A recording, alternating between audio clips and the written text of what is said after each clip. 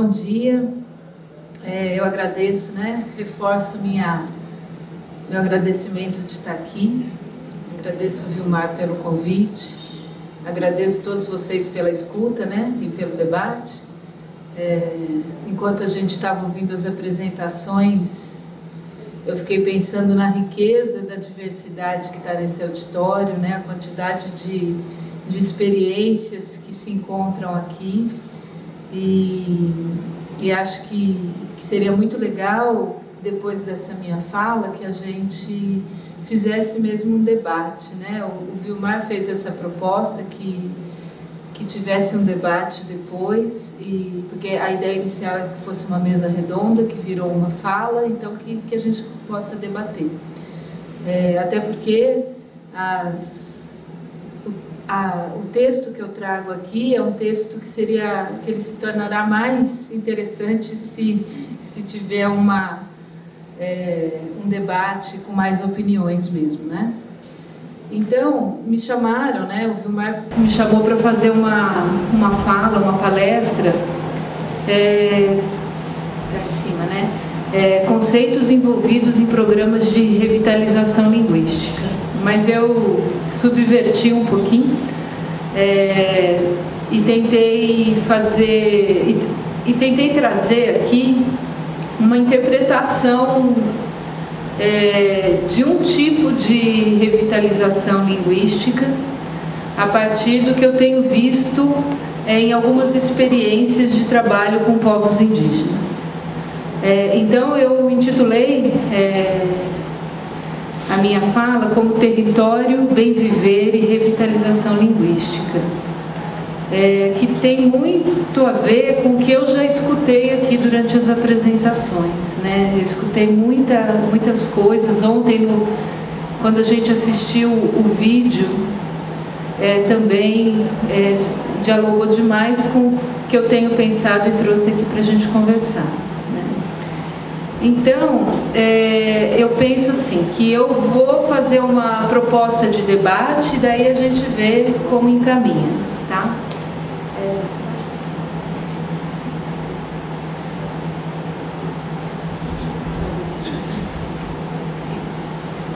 Então, o meu objetivo é que a gente trabalhe aqui um pouquinho com a ideia de que existe uma grande política de revitalização linguística acontecendo, de autoria indígena, que é a luta pelo território e pelos modos próprios, tradicionais de práticas culturais, Então, o que eu proponho aqui é que a gente pense a luta pelo território como uma política linguística de revitalização. E aí eu vou trazer alguns dados que me fizeram ter esse olhar, essa interpretação. Então, o pano de fundo que eu uso para entender que a luta pelo território, a luta pela manutenção e valorização de práticas culturais, eu posso interpretar isso como uma política linguística de revitalização, porque eu entendo que o pano de fundo de estudo é uma outra concepção de língua e de linguagem um pouco diferente daquela usada por nós, sociedades ocidentais. É sempre difícil essa categorização, mas eu vou chamar assim, de sociedades eurocêntricas ou ocidentais.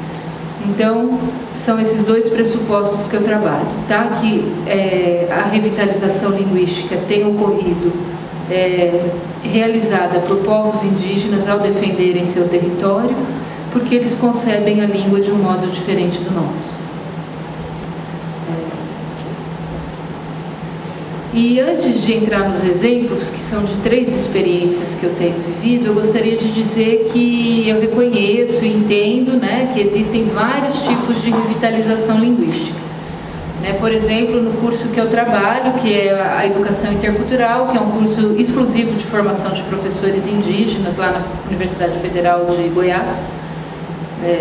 O Mário, que está aqui também, é um colega meu de trabalho, ele pode contribuir com essas informações e lembranças, do que eu for trazer aqui.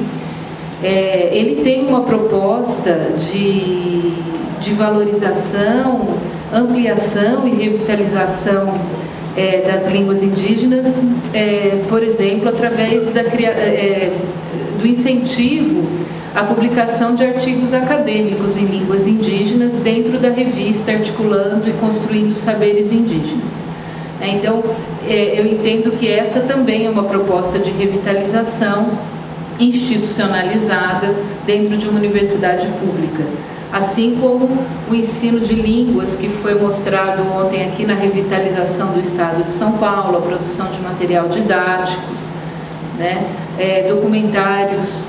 Então, eu entendo que a revitalização linguística é algo muito amplo, né, e que ocorre muito além das escolas e universidades. Então, tendo isso como um dado, eu vou falar de um único de um recorte interpretativo do que é também uma revitalização linguística, que é essa luta pelo território e pelas práticas culturais. Tá?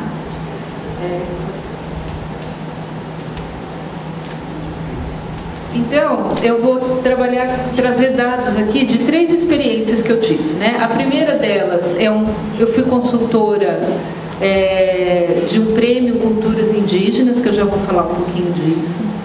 E as outras 2 experiências, elas fazem parte do meu trabalho atual, que é na UFG, né? No curso de Educação Intercultural.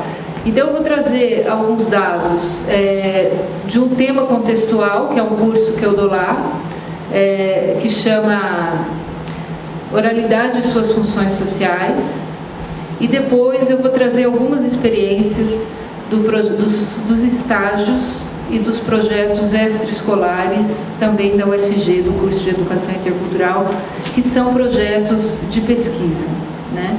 Então, eu vou primeiro apresentar cronologicamente a primeira experiência que me fez chegar um pouco a essas hipóteses que eu estou compartilhando aqui, foi o Prêmio de Culturas Indígenas, né?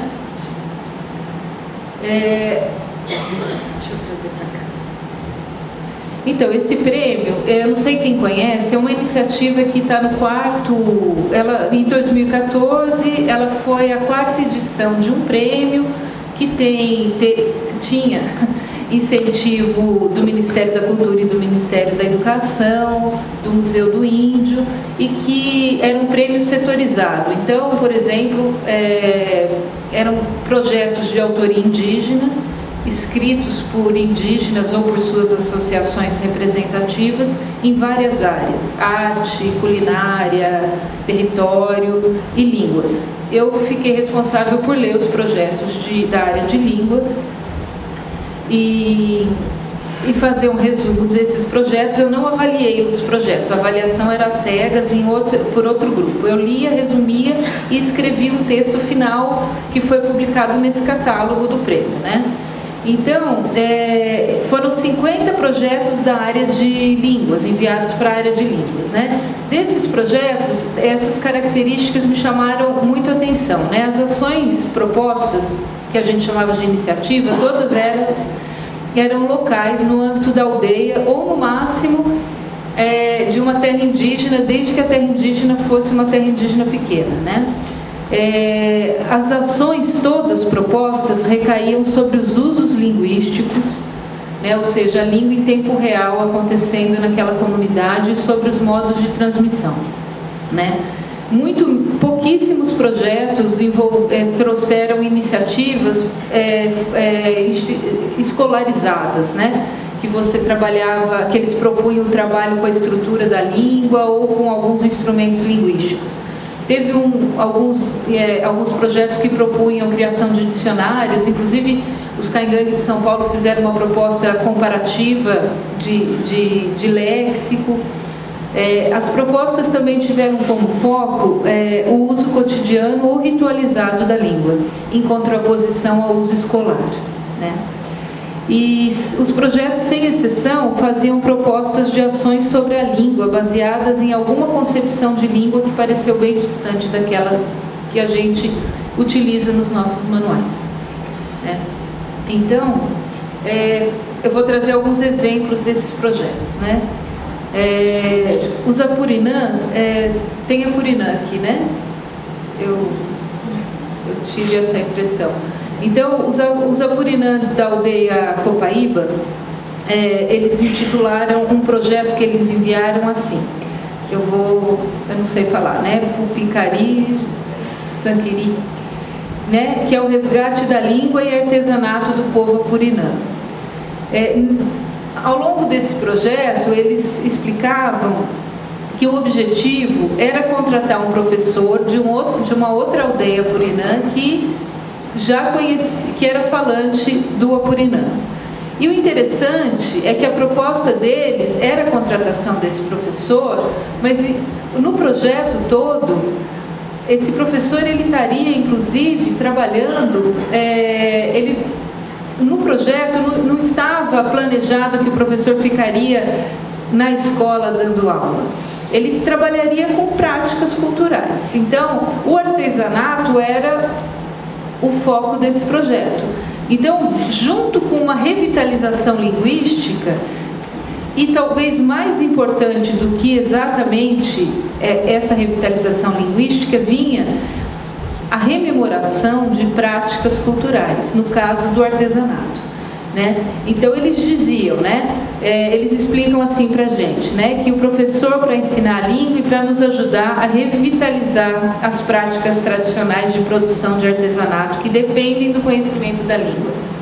Então, aqui é um indício claro, né, de que a língua ela é revitalizada no momento que as práticas culturais estão existindo. Isso pode parecer óbvio para todos nós que estamos aqui, trabalhamos com povos indígenas, ou para os nossos queridos colegas indígenas, mas não é isso que aparece, se vocês forem ver, em toda a literatura de política linguística e de revitalização linguística. Né? Então parece que há um descompasso aí com o que está sendo escrito e teorizado e um saber indígena que está sendo efetivamente colocado em prática agora, né? Enquanto a gente está aqui, tem uma política linguística acontecendo aqui fora. Então, isso é importante a gente pensar, seguindo o que alguns colegas falaram aqui, né? A importância da universidade se indianizar também e trazer a ciência e os saberes indígenas, né? Então, em que medida os estudos de linguística e de política linguística estão escutando essas outras práticas que propõem, inclusive, uma revisão do próprio conceito de língua e de linguagem. Outro exemplo é dos Tupari de Rondônia, que propuseram oficinas para estudo da língua, registro escrito de narrativas e registro de audiovisual de festas. Então, a proposta principal desse projeto dos Tupari era o registro audiovisual. É importante a gente perceber que tipo de registro que eles querem fazer. Era um registro audiovisual das festas e rituais. Ou seja, é a língua em uso novamente. Eles não propuseram um registro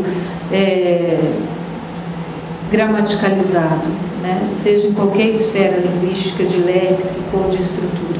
Eles propuseram um registro audiovisual.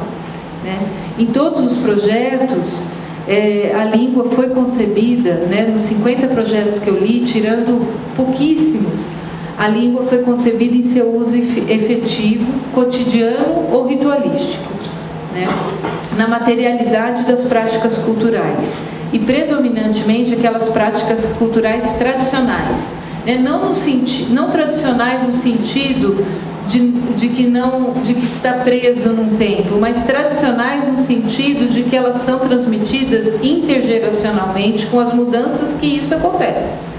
Então, o fato das práticas que acontecem no território indígena serem transmitidas de geração a geração não quer dizer que essas práticas não vão mudar.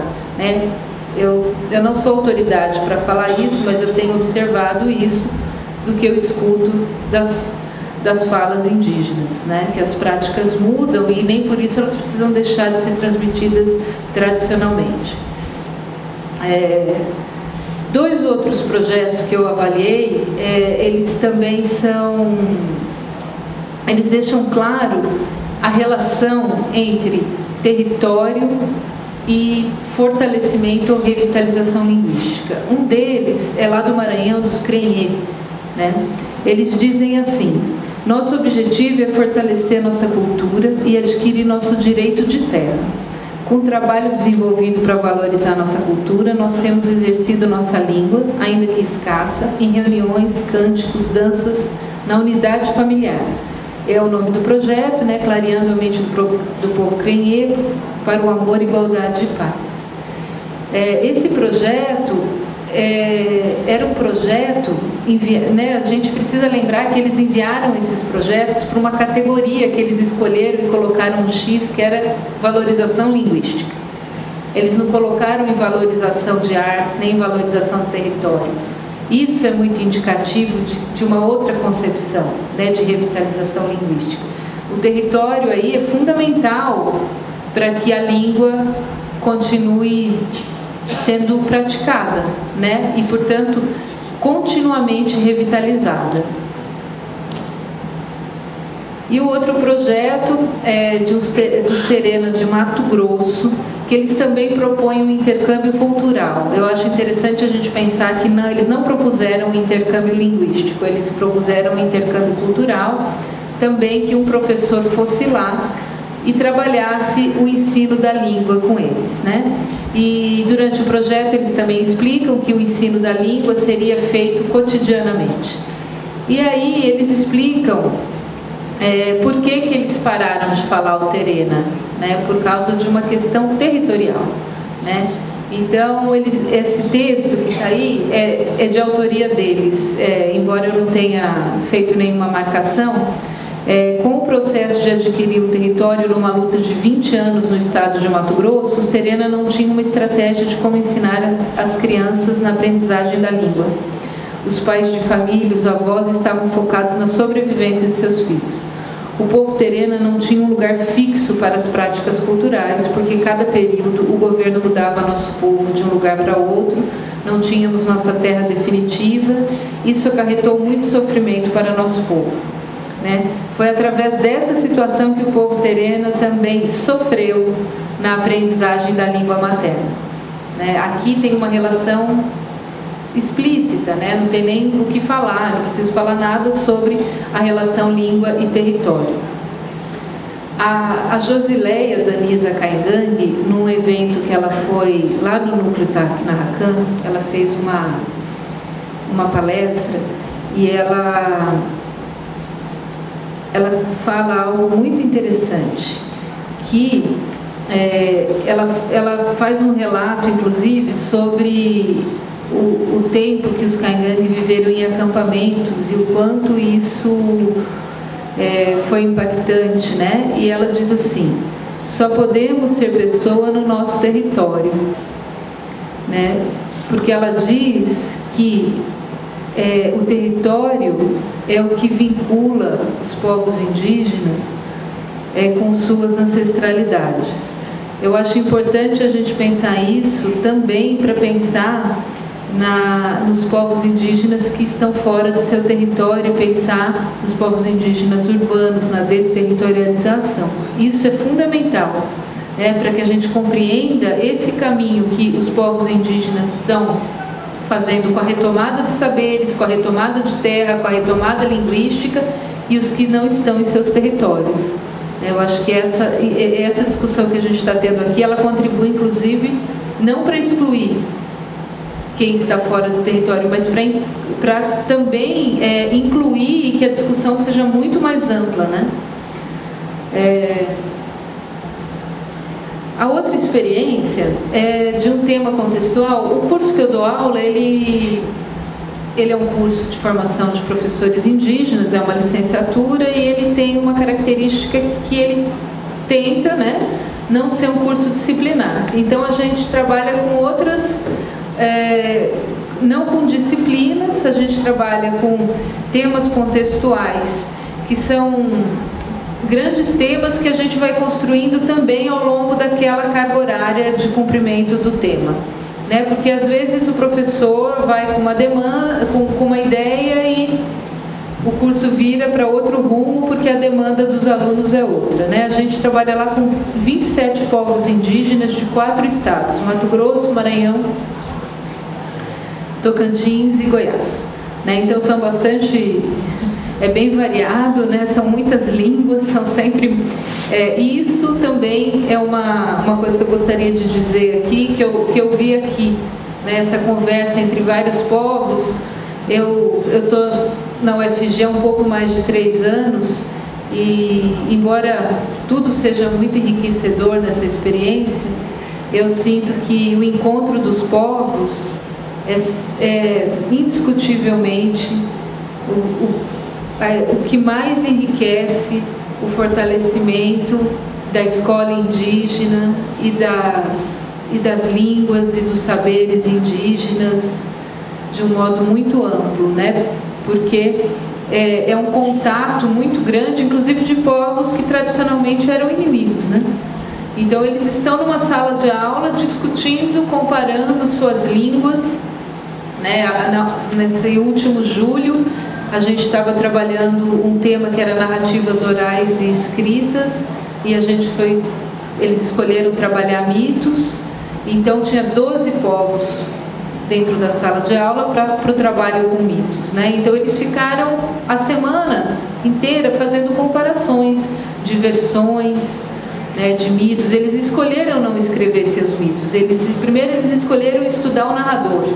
Depois eles escolheram pensar nas muitas versões dos mitos, né? Isso é um trabalho de fortalecimento também, né?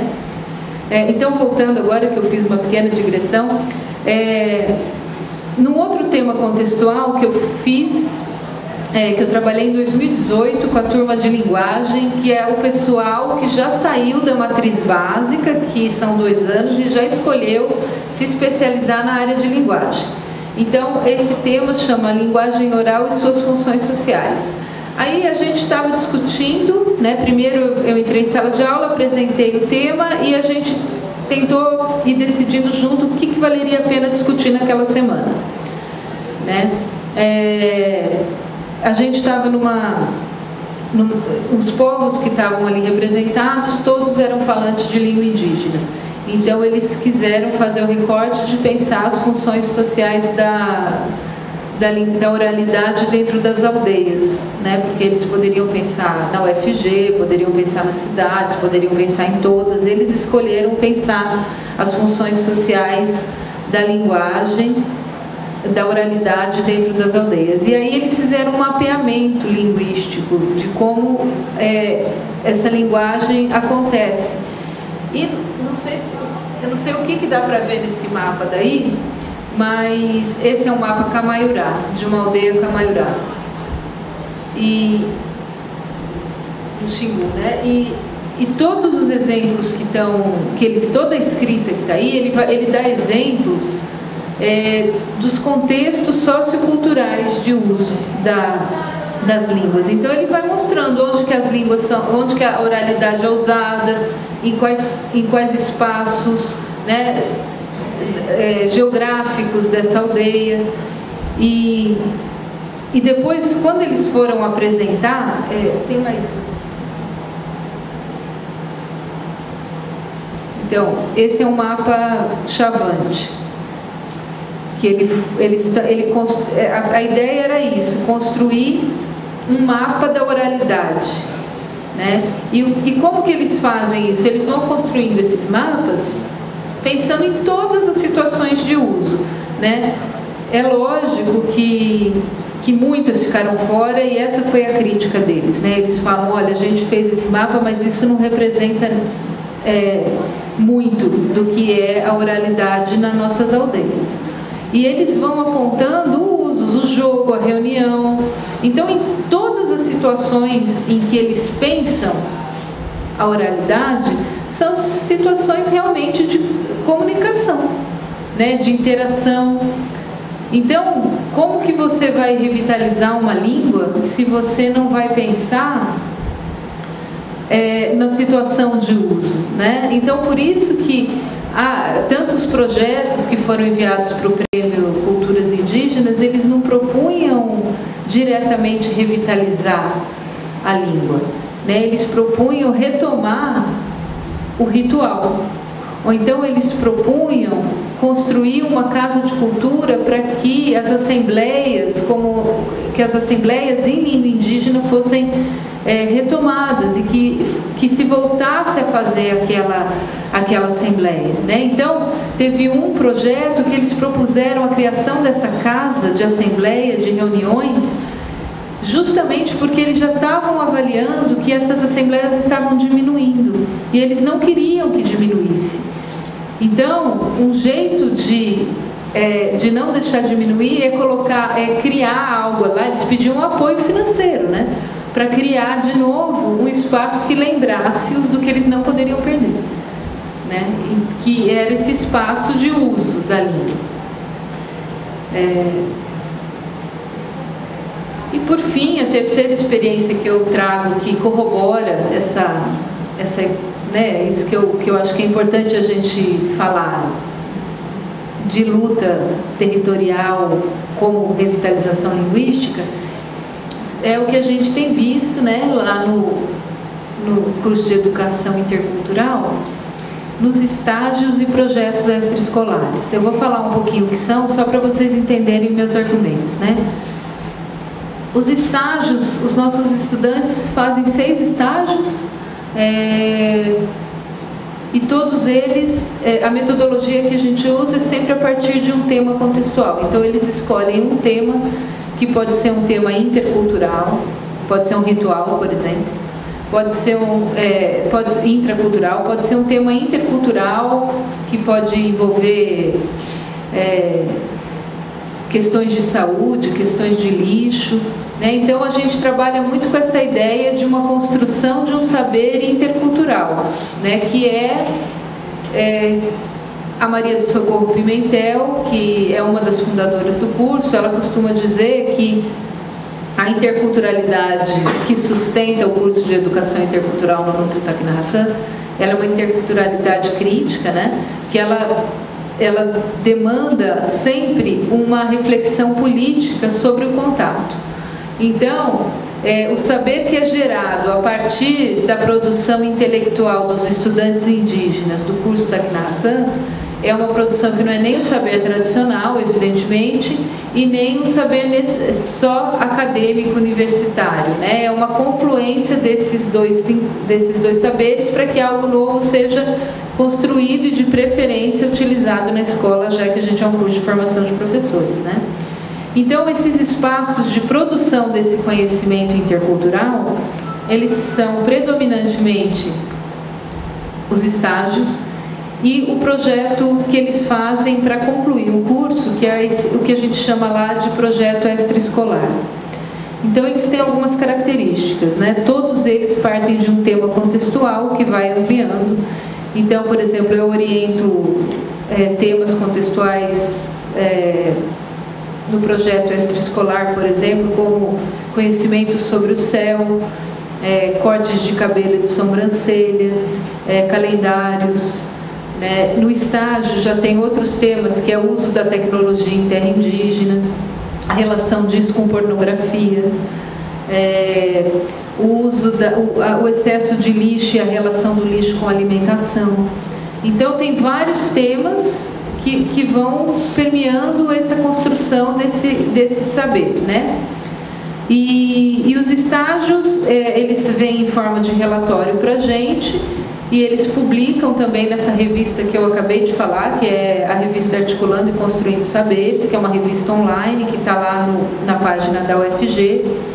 E eles publicam também os seus projetos extraescolares, que podem ser escritos em língua portuguesa ou nas línguas indígenas, né? E são publicados, inclusive, em línguas indígenas também. E o que a gente tem visto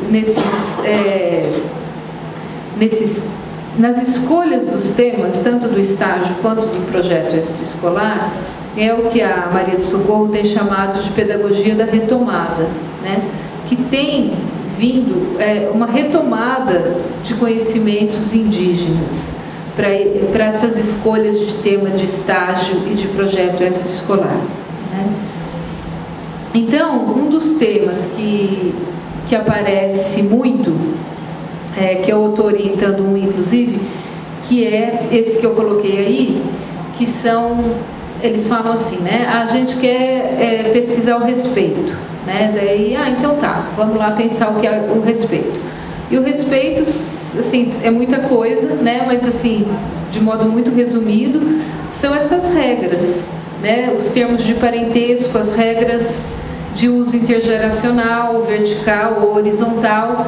E eles alegam o quê? Que eles querem pesquisar essas palavras de respeito porque os jovens não sabem mais usar direito. E eles se colocam como esse grupo de jovens, né? Os nossos estudantes, eles se colocam como esses jovens, inclusive, que estão com dúvida.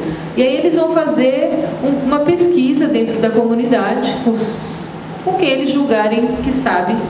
Estou dando exemplo específico desse conteúdo do respeito, né? Que é o tema contextual que muito escolhido. Tem muita coisa que a gente já publicou sobre isso.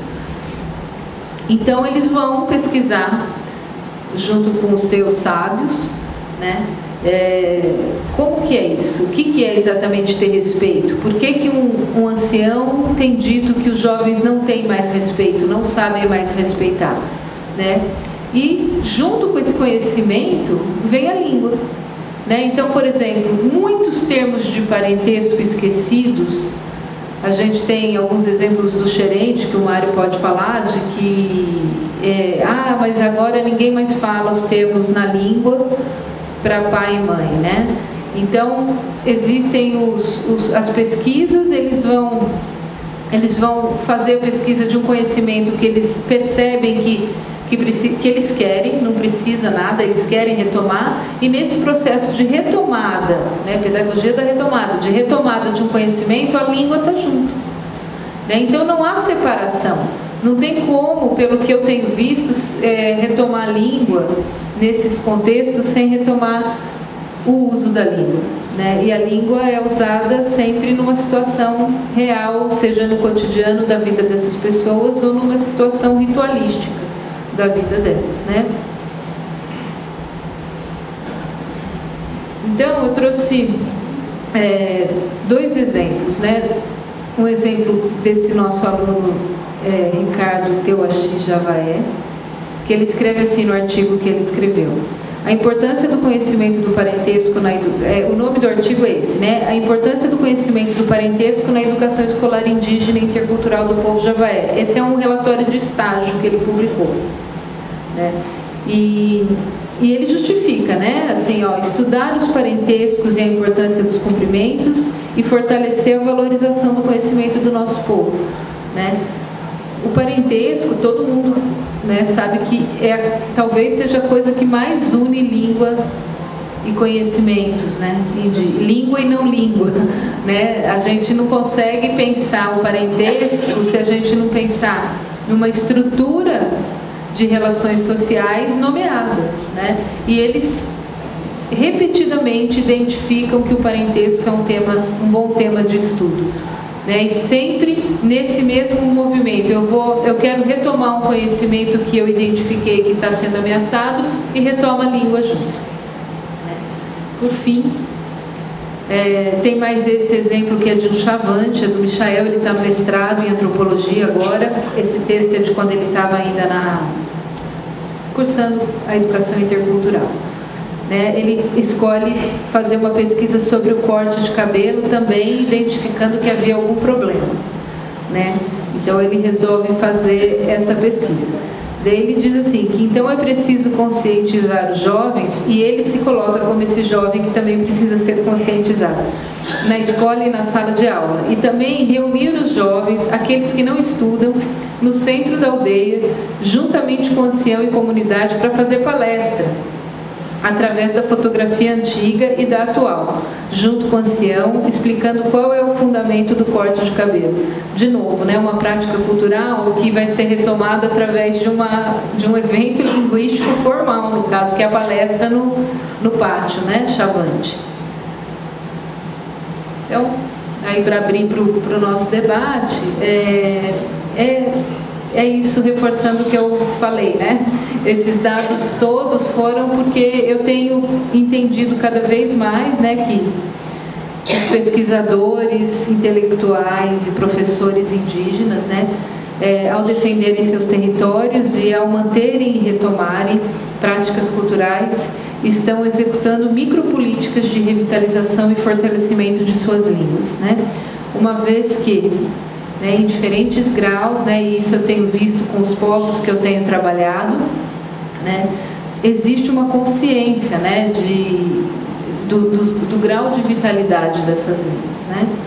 Então, essas experiências têm me revelado uma concepção de língua e linguagem que não está de acordo, né, com um pressuposto que é bastante aceito por nós, não indígenas, pelo menos pela maioria de nós, não por todos, né, que é de que as línguas existem ontologicamente fora e anteriormente a um evento comunicativo. Esses autores fazem uma crítica a isso, né? Eles são do paradigma da desinvenção das línguas. Então, é isso, minha fala. Espero que a gente possa continuá-la agora. Obrigada.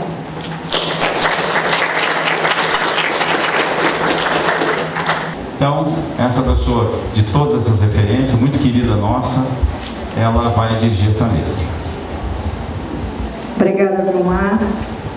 Primeiramente, quero agradecer, né, a você e a Juracilda pelo convite.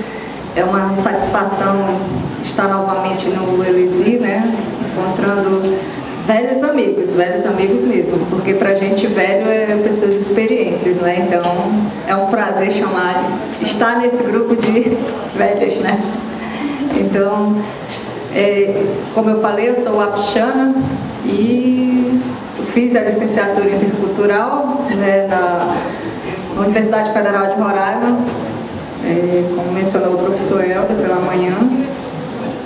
Fiz mestrado na UFAM também e agora dei uma parada para assumir cargo de gestão, né, é outro desafio, mas sempre relacionado ao trabalho com os nossos povos, né. E aí é uma satisfação imensa a gente sempre estar trocando essas ideias, esses conhecimentos, né? Porque, como eu falei, cada dia a gente aprende e nunca deixa de aprender. Então, sempre renova o conhecimento.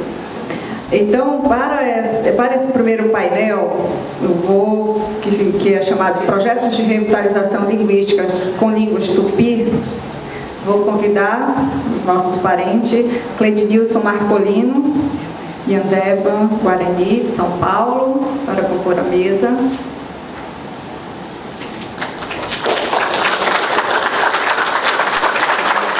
O Luan dos Santos, Tupi-Guarani, também de São Paulo.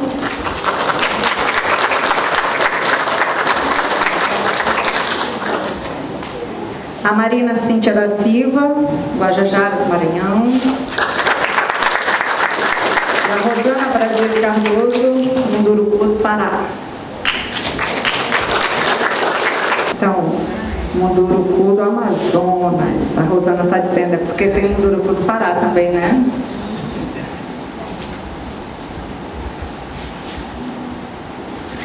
Então, nesse momento, eu vou passar a palavra ao Cleitinilson e ao Luan, que irão dividir a fala, né? Inicialmente, eu vou fazer uma breve apresentação deles, né? E aí, estão com a palavra.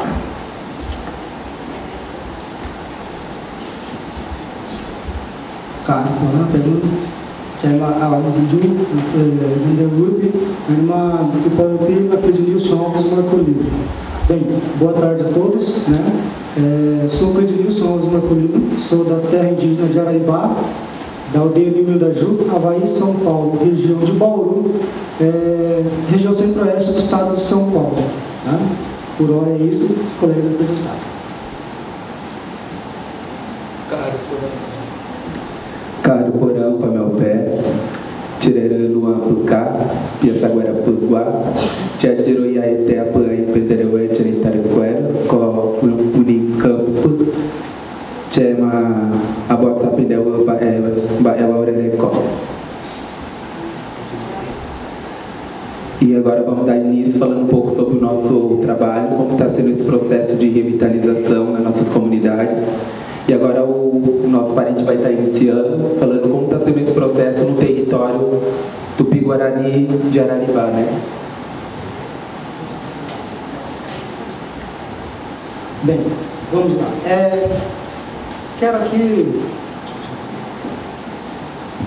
Quero aqui contar, né, um breve resumo, um breve histórico, né, dos acontecimentos, né, e do porquê que chegamos a esse ponto. Bem, o trabalho de revitalização, né, na verdade começou há muito tempo atrás, do STI para cá, porque quem conhece da história indígena, da causa indígena, sabe, né, que os indígenas de alguma forma deveriam ser integrados à sociedade, né, à sociedade dominante, né, até então.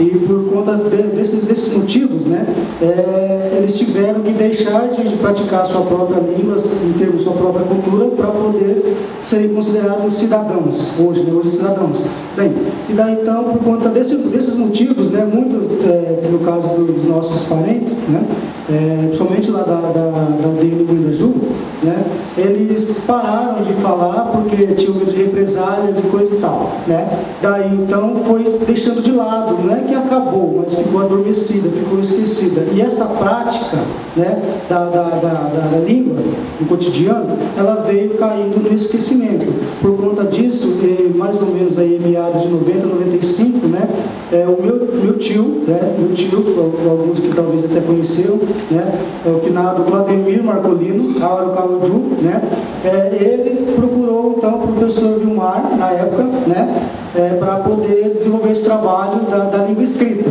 né, e por conta dessas questões, por conta desse conjunto de situações que ocasionou, né, ao esquecimento da nossa língua. Bem, daí então, nesse mesmo tempo, né, a gente já vinha fazendo algumas práticas, né, eu era criança nesse período ainda, mas lembro muito bem, né, que ele era um dos professores da época, né, que trabalhava, fazia essa função de disseminar, né, a nossa língua para os mais jovens e aqueles que ainda não a dominavam, né. E daí então surgiram alguns primeiros projetos, né, de produção de material, né. Eu não tenho nenhum exemplar aqui agora, mas um deles foi o né, que foi feito em conjunto com algumas aldeias de São Paulo e também do Paraná, né? Então esse foi um dos primeiros trabalhos vindo desses projetos, né? Quando na época o professor Vilmar foi até a minha comunidade, ele conversou com os nossos mais velhos, né? E de lá então retiraram informações e posteriormente veio a produção de mais materiais. E agora, bem recente, mais ou menos de 2010, 2013, mais ou menos aí para cá, é que nós conseguimos o projeto de vez para a gente poder dar sequência, né, a esse trabalho que um dia foi feito pelo meu tio, o saudoso tio Claudemir, né, e para a gente poder dar sequência nesse projeto.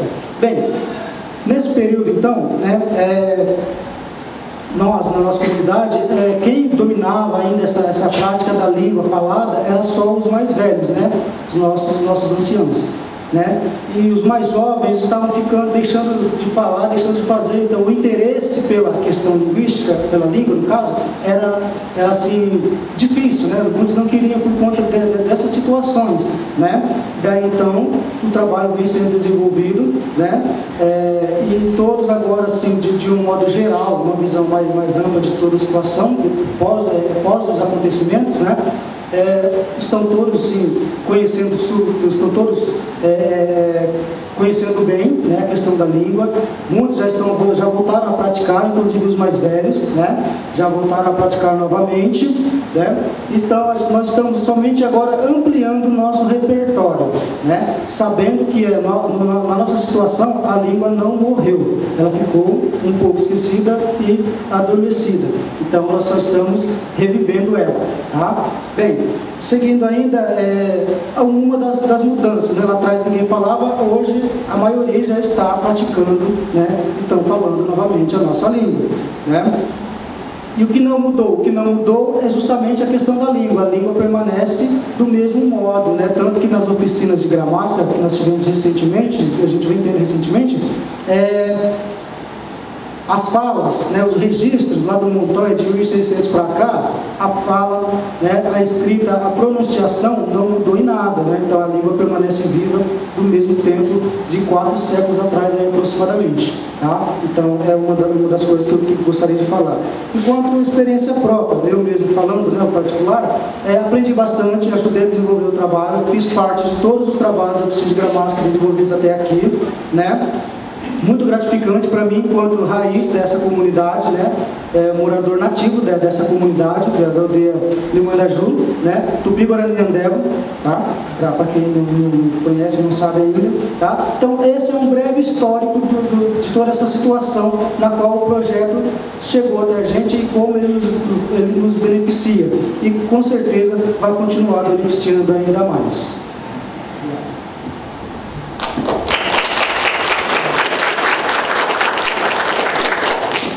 Bom, agora falar um pouco da minha realidade, que é litoral sul de São Paulo. Sou da cidade de Peruíbe, terra indígena Piaçaguera, onde somos em 9 comunidades dentro do território indígena. E falando de dificuldades ao decorrer desse processo de revitalização, a gente lembra que para a gente revitalizar, a gente precisa chegar num grau numa língua um pouco machucada, onde ela não está sendo usada, onde todos os ensinamentos ancestrais não estão sendo passados adiante com essa língua, né? Então, quando eu entrei na escola indígena como professor, eu entrei inicialmente, nós jovens Tupi-Guarani tivemos uma realidade que não. Se eu ouço todo mundo falando português, por que todo mundo não pode ver eu falando Tupi-Guarani? Então, vamos descolonizar e vamos levar o que a gente tem de mais bonito, né? Que essas oficinas nunca cabem, né? Que a gente tem grandes parceiros que não chegou só com aquela parte que eu costumo falar, o pensamento de uruárico, né? Que chega com todo aquilo lá, ó, é isso daqui que eu não, o que vocês querem? O que vocês querem desenvolver? O que vocês estão precisando desenvolver? Isso que foi toda a equipe do professor Vilmar, chegou dando abertura para os nossos trabalhos. Nossas crianças abertas já estão acostumadas a essas oficinas, né? E os nossos mais velhos que não queriam estar no quadrado, que é a sala de aula, né? Que eu costumo falar que às vezes a gente também tem que sair do quadrado. A lousa é quadrada, o caderno é quadrado, a borracha, tudo é quadrado na escola. Vamos voltar para o círculo e vamos fortalecer o que a gente tem de mais lindo, né? Que são as nossas especificidades. Então, eu tenho uma missão como Tupi-Guarani de não deixar essa língua morrer, deixá-la acabar, né? O meu povo fala que ali onde eu moro é cercado de praia. Ele fala que ele tem a visão de aquela praia ter cor vermelha, de tantas pessoas que foram massacradas naquela praia, para hoje eu estar aqui defendendo isso, defendendo o povo e levando essa língua adiante. Então eu agradeço muito, espero que eu tenha contribuído. Temos muitas outras atividades, mas isso daí eu acho que a gente precisa marcar um encontro só de uma semana, né, professor? E ao Etecatu, obrigado. Obrigada, Cleide Nilson e Aluan, pela exposição. Olha, vocês vão anotando, depois não vai ter perguntas, lá para os trabalhos em grupos, tá? Então, as inquietações e as perguntas depois também podem passar diretamente, se quiser depois conversar com eles, né? A gente libera eles um pouquinho mais cedo, tá bom?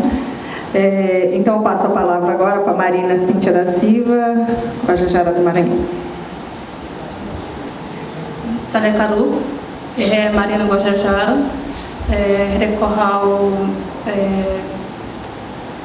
Aldeia Lagoaqueta, Reu Terra Indígena da Araribóia.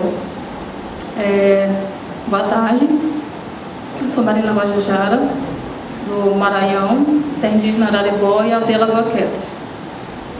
Sou também aluna de mestrado da UNB, do Laboratório de Língua Indígena da UNB.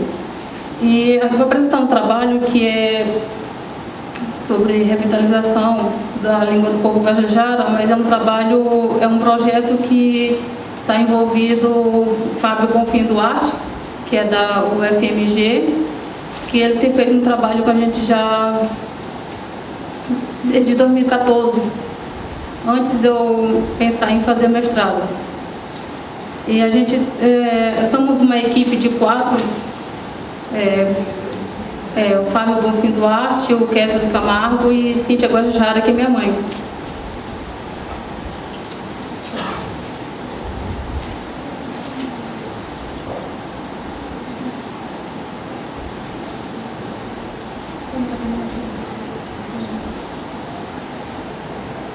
Aqui eu vou focar em duas terras indígenas. Uma que é do município que fica na região de Pindaré, que é Santa Inês, que é distante da minha, que a minha é Amarante, e terra indígena Araribóia. São duas terras diferentes e muito distantes uma da outra. Uma que é falante nativa da língua Tenente-Raro, por Guajajara, e a outra que já está perdendo um pouco essa língua e tem poucos falantes. Guajajara, Usado, que é como a gente se considera, né, os Guajajara, que é os donos do cocado.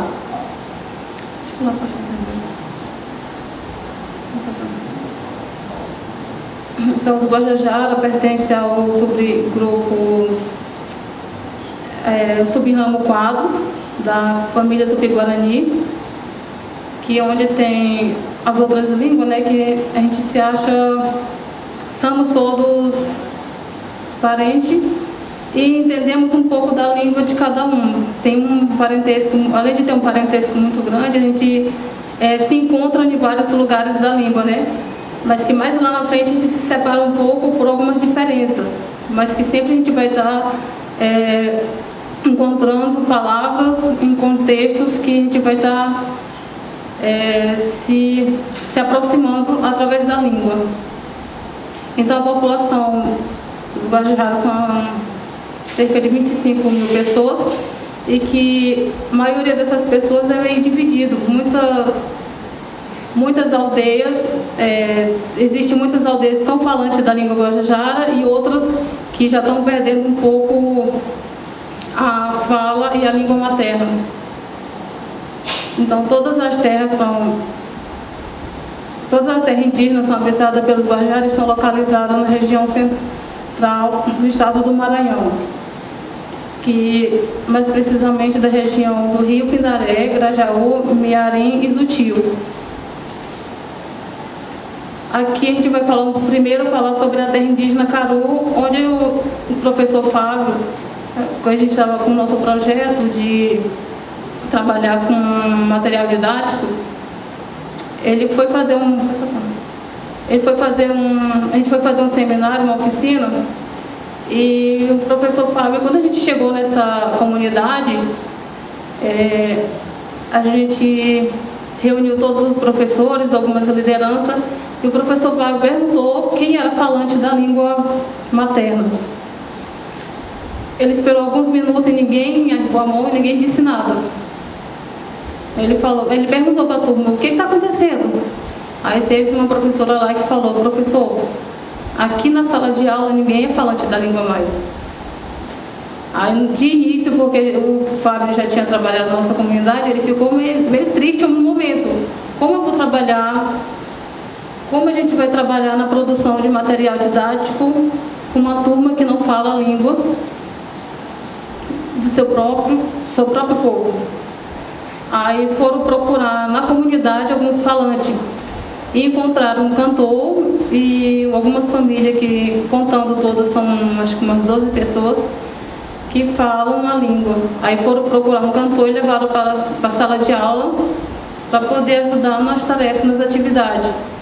Que o nome do cantor é Sapula e vai aparecer no corpo.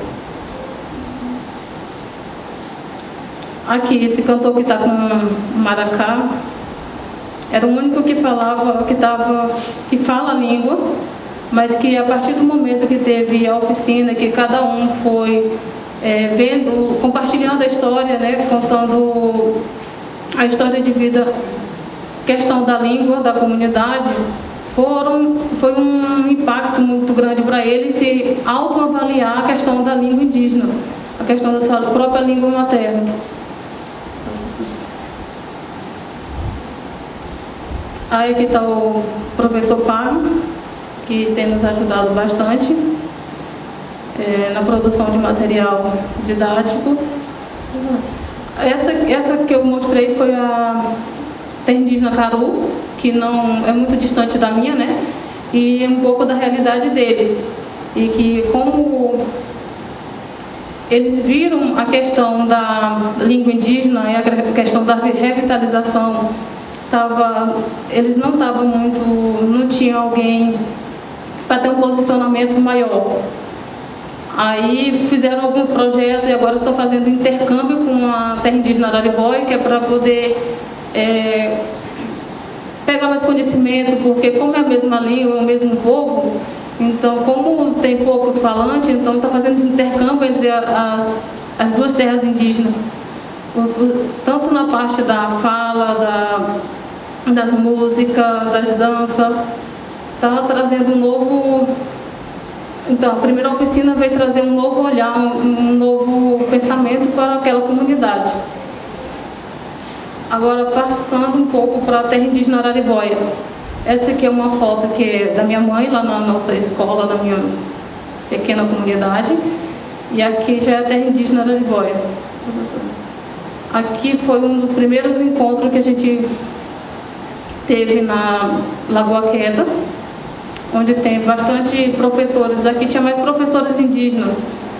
A gente fez uma programação para ser umas 30 pessoas, uns 30 professores, mas aí todos ficaram empolgados da terra indígena Araribóia, que lotou e foi dividido em 3 salas.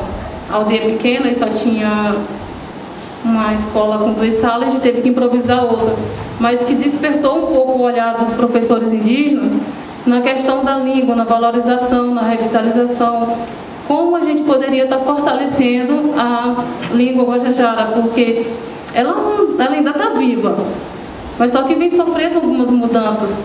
E nessas mudanças vem questão de variação de região para região.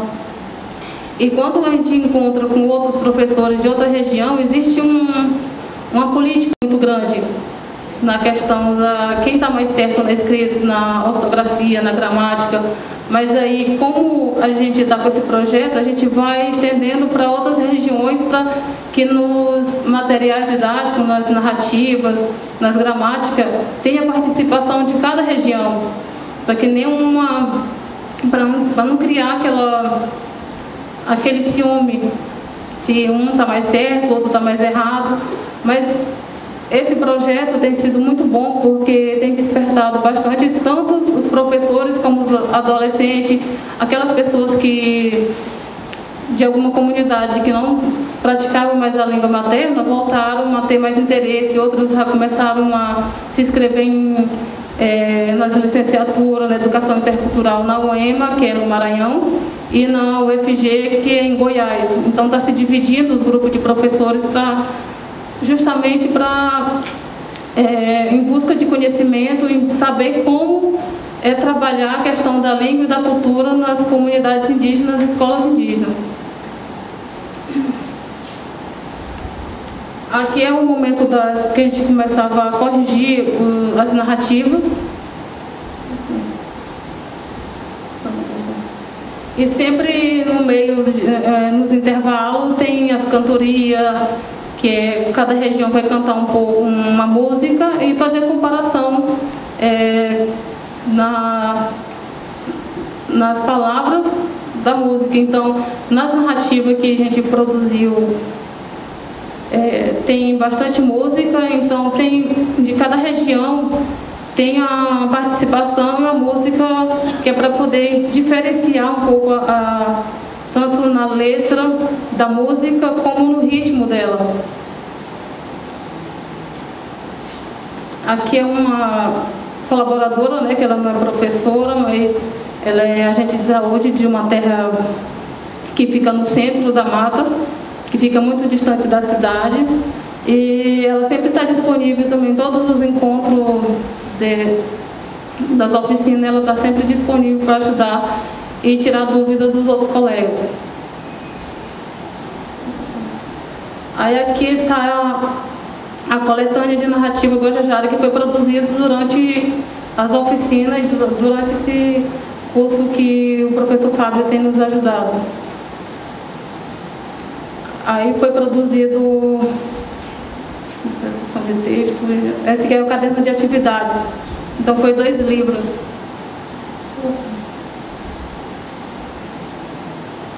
Sim. Então, importante que cada professor e cada colaborador teve a sua participação e autoria das suas histórias, das suas atividades. Então, o povo Guajajara que tem participado dessas coletâneas de narrativa, que tem participado da gramática, eles têm agradecido muito, porque é um retorno que um pesquisador, um linguista está fazendo para a comunidade, porque há muito tempo que a língua Guajajara, o povo Guajajara é pesquisado, mas a maioria dos estudantes, dos professores, não tinha muito acesso à internet, então a gente não sabia quem tinha publicado, o que tanto tinha publicado do povo Guajajara, da língua Guajajara.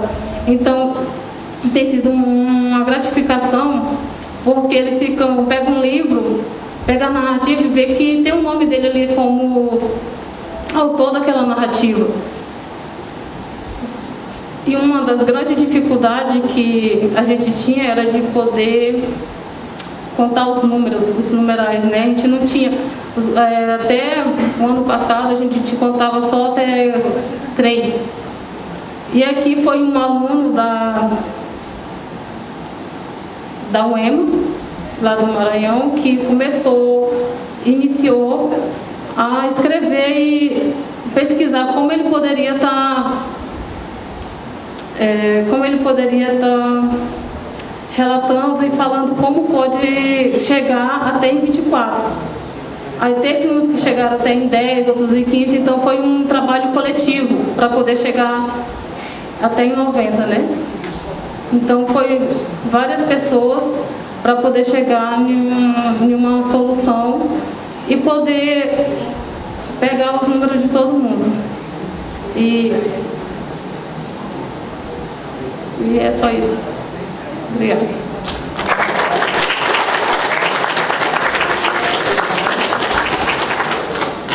Obrigada, Marina, pela exposição. Também depois, quem quiser, Marina vai estar à disposição para atendê-los, tá bom? Tirar dúvidas. Rosana, agora passo a palavra para a Rosana, que é Munduruku do Amazonas. Ricardo Soares. Dando boa tarde para todos. Primeiramente, eu quero agradecer a mesa, né? Quero agradecer ao professor Vilmar, a professora Juracilda, pelo convite e oportunidade em eu estar hoje aqui, participando deste evento. E o projeto de revitalização da língua, eu vou falar sobre o projeto de revitalização da língua Munduruku, né, coordenado pelo professor André, da FUNAI. Professora Gessiane, o professor Celso, apoio ao professor Celso Munduruku do Pará. O professor Itanagé.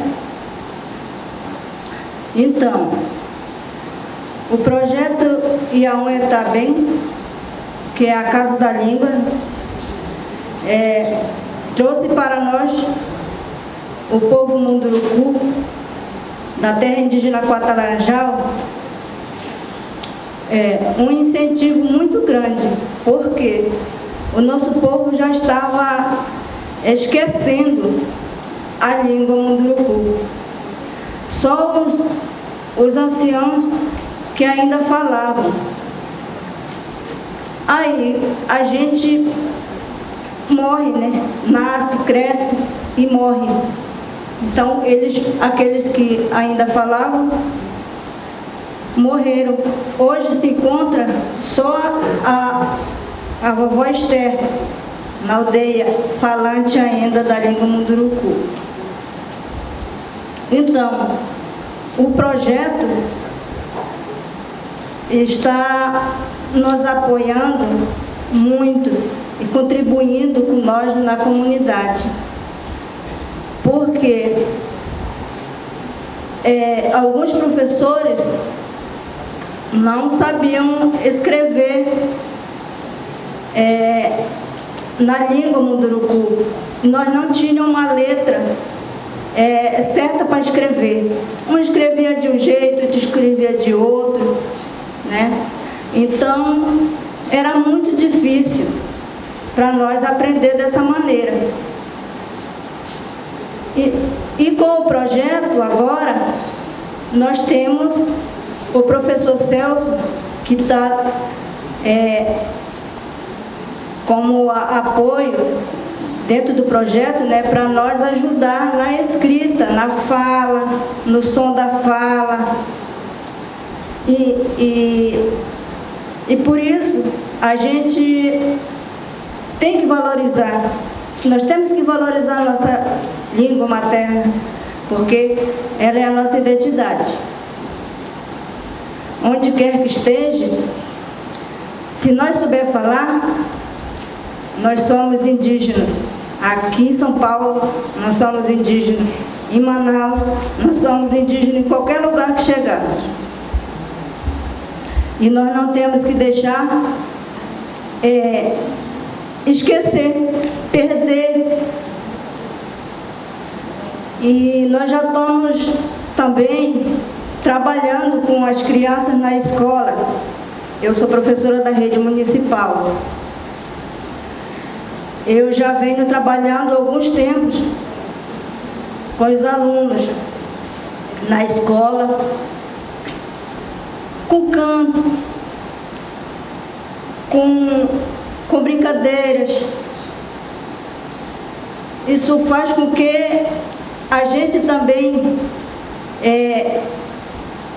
repassa para as crianças aquilo que a gente aprende. Porque se a gente aprende e não repassa, a gente também está matando a nossa cultura. Então, nós temos que repassar aquilo que nós aprendemos, mesmo um pouquinho, mas vamos repassar aquilo que nós aprendemos. E é isso que eu estou fazendo. Na escola, eu trabalho com crianças, trabalho com desenhos. Os desenhos, eu coloco os nomes, pequenas frases. Não sou eu, nós professores do Munduruku, nós estamos valorizando a nossa cultura. E também os jovens, as crianças, já não queriam mais falar, já não queriam mais valorizar, sentiam vergonha. Vergonha de quê? É a nossa cultura. Vamos levar a nossa cultura para mostrar que nós sofremos lá, no nosso antepassado sofreu lá 500 anos atrás, mas nós não deixamos de ser índio. Até hoje nós somos índios com muito orgulho.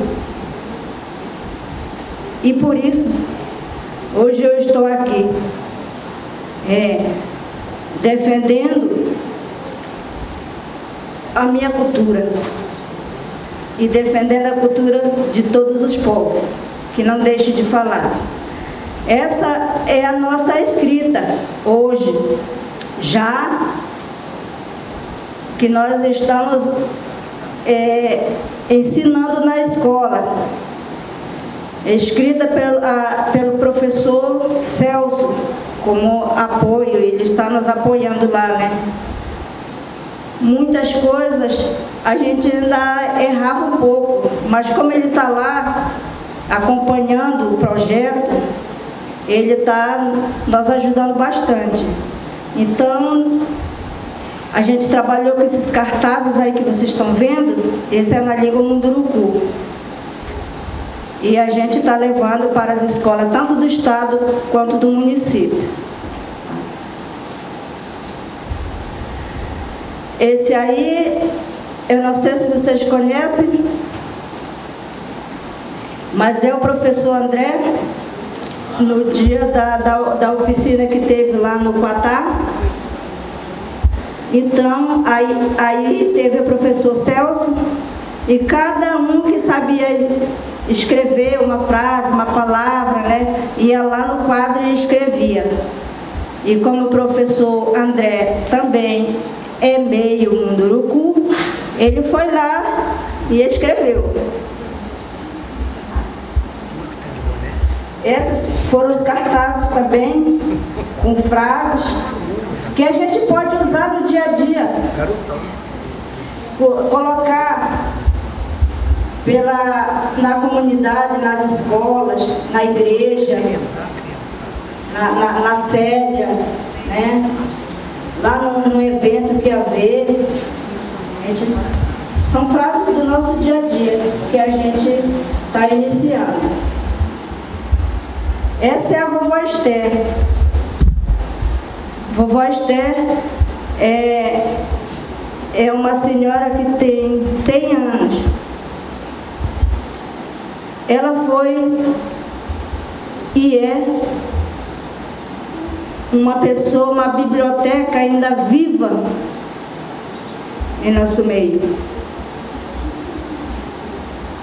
Esses são os alunos. No dia da oficina, estavam as crianças, os jovens, os velhos, todos estavam lá nesse dia, participando. Mas outros cartazes também produzidos por professores, por alunos, por anciões da comunidade, da aldeia. Esse é a rodada de conversa que a gente fez antes do encerramento, né? A gente fez essa rodada de conversa, a gente fez uma dança, né? Conversemos com o povo da comunidade, que esse é o nosso objetivo, é aprender a nossa linguagem.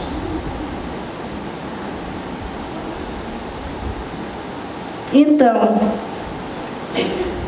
eu espero que também eu tenha contribuído com vocês na nossa sobre como nós trabalhamos lá, né? Como que é feito o nosso trabalho, como é que é feito o projeto, como é que é trabalhado, como é que a comunidade se envolve, todos têm a participação. No dia do evento, que acontece da oficina, né? Vem para esse dia crianças, vem jovens, vem os anciões participar. Mais ou menos era isso que eu queria repassar para vocês. Então aqui eu vou encerrar com Chipá, que é obrigado, né? E vou cantar uma música na minha linguagem. Nyanya ujat karutiwa.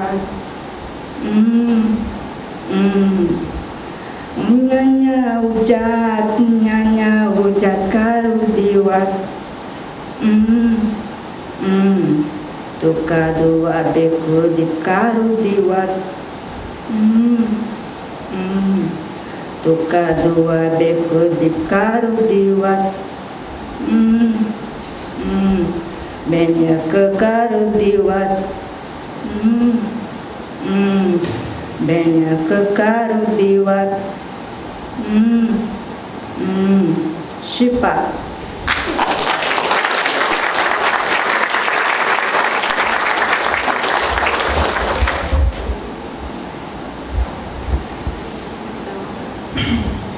Obrigada, Rosana, pela apresentação. E é muito importante, né, que nós estejamos hoje aqui. Eu me remeti a 1900 e bolinha, né?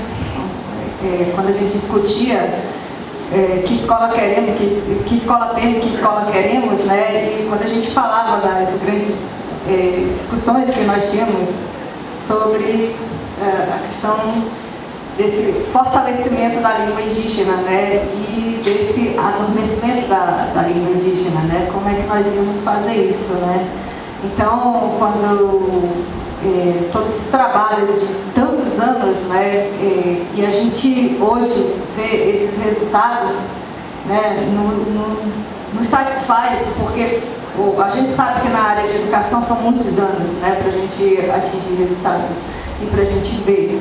Mas é sempre esperançoso porque nós conseguimos ver esses resultados, né, e a gente consegue concretamente ver o trabalho que está sendo feito por muitas mãos, muitas pessoas, né? Não é só uma pessoa. E hoje a gente tem a internet, né? Tem a internet para divulgar tudo isso, tem as tecnologias. Naquele tempo atrás, né, a gente não conseguia se reunir, né, e ter uma notícia em tempo real. E hoje a gente consegue visualizar, temos no Brasil, desse trabalho que está sendo feito em relação às línguas indígenas, né, as nossas línguas.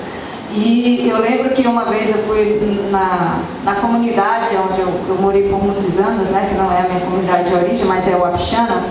E quando eu fui fazer a minha pesquisa na graduação, né, tentando entender como é que a cultura estava na escola, né, e conversando com os jovens, e a gente muito no movimento indígena, muito como professores, nós pensávamos que a gente sabia qual era o caminho, né. E aí, conversando com os jovens, nós fomos percebendo que os jovens dizem, por que eu não quero estar na aula hoje de língua, né, porque a língua foi inserida no currículo, e aí era um tempinho lá, né, a gente não... foi uma primeira tentativa, né, de a gente trabalhar a língua na escola, né, e foi inserida no currículo.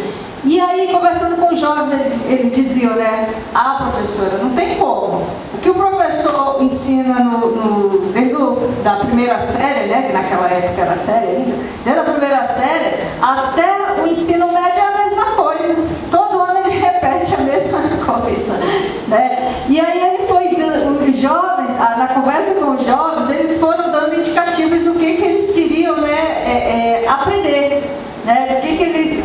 coisa que a gente não percebia, né? Mas isso era todo esse processo. A gente tem que se situar no tempo, né?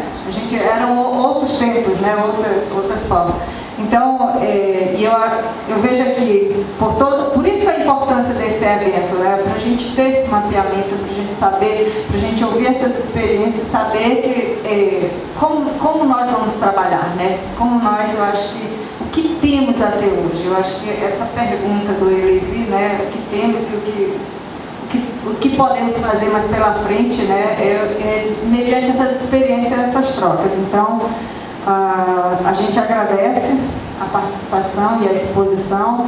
Como o Vilmar falou, as perguntas serão feitas para eles individualmente, né, e agradeço a vocês pela exposição. Agora eu vou passar a palavra para o nosso anfitrião, Vilmar. Obrigada. Bom, então nós vamos agradecer a mesa mesmo. Nós vamos ter a oportunidade agora, depois do intervalo, de, em grupos, discutir esses trabalhos e outros que a gente lembrar relacionados e ações relacionadas, enfim, tratar dessas perspectivas, mas eu vou encaminhar o trabalho em grupo daqui a pouquinho, né? Primeiro nós vamos pedir então a mesa que volte aos seus lugares, agradecendo a presença deles, para bater um papo.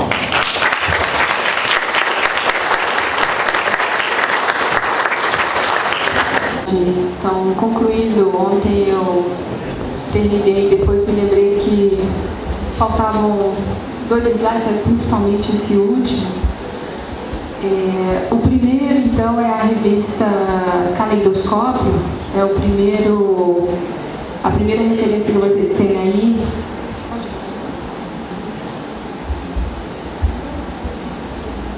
Então, essa revista que vocês estão vendo aí é uma revista que eu fundei na Universidade de Brasília. Ela está no portal da Universidade de Brasília, com o meu grupo de pesquisa. E a temática é tradução. Nós recebemos traduções, sempre em bilíngue, tem que ter o par linguístico.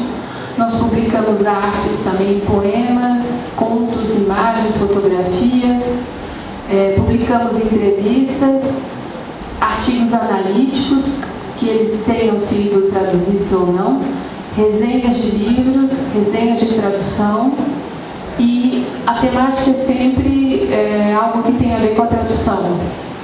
Então, nós temos uma avaliação às cegas, então tem todo um procedimento em relação à submissão. Essa submissão é online pela plataforma, então, caso seja do interesse de vocês, eu já publiquei, inclusive o professor Vilmar tem um artigo que ele publicou na revista, tem outros artigos sobre outras questões ligadas à tradução, inclusive de com uma colega Cocama, que eu publiquei com ela, que estará aqui na sexta-feira, Altaci Rubim Cocama. Então, a segunda referência é a entrevista que eu fiz com o professor Arion Dalinha Rodrigues. Essa entrevista está na revista Traduzires, vocês veem aqui. Ela está também disponibilizada online e tem toda uma parte da biografia do professor Arion. Eu pedi a ajuda do professor Vilmar, que gentilmente me ajudou a reconstruir a biografia dele. E a terceira referência é dentre as vários trabalhos que eu orientei, esse trabalho da minha aluna Janaína Tayonara Gil César.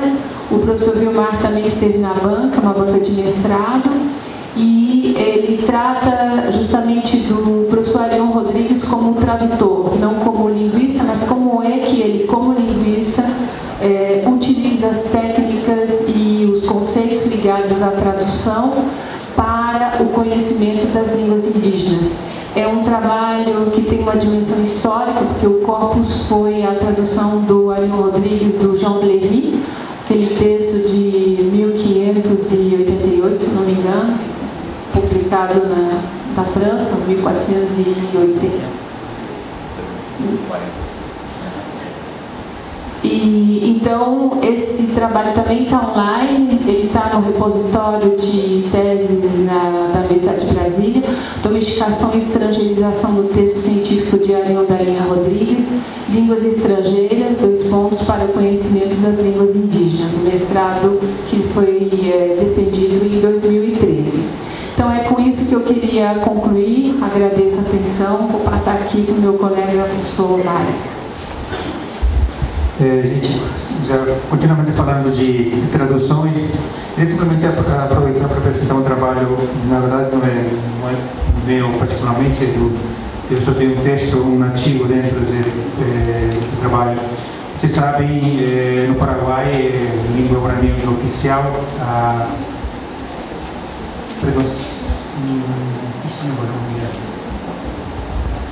texto tem isso aí, apresentar mais. Foi feito um congresso internacional sobre a língua guarani, as línguas minorizadas, e esse aqui é o resultado do livro que foi publicado naquela época, essa capa do livro. Ele está em PDF, vou disponibilizar para a comissão organizadora, para quem quiser levar para casa. É um livro, e está a versão do PDF, esta aqui é a capa, tá? Ele é tudo bilíngue, feito pelos próprios participantes lá do evento. O ensino do Guarani, por exemplo, no Paraguai, é praticamente tudo instituições particulares, privadas, porque o governo mesmo não ocupa muito isso. Então, essa aqui é a capa do livro. Esse livro, que é um anais dos seminários, né? Ele tem uma forma de citação, né? Quem vai ler e quer citar a fonte, está aqui a forma de citar a fonte, um pouco longo porque tem Guarani e espanhol ao mesmo tempo. Aqui está, por exemplo, todos os artigos publicados, inclusive o meu. Eu falo um pouco do Guarani aqui no Brasil e os nomes, como que a língua tupi-guarani ele abarca muito o português. 80% das línguas da fauna e flora brasileira está nesse tronco tupi-guarani, né, etc. e tal. E aqui, já finalizando, mostrar para vocês, esse é o livro espelhado. De um lado de você, do lado esquerdo está em português e do lado direito está em Guarani. Quem quiser estudar um pouquinho o Guarani moderno, vou chamar assim entre aspas, pode até dar uma estudada nesse livro.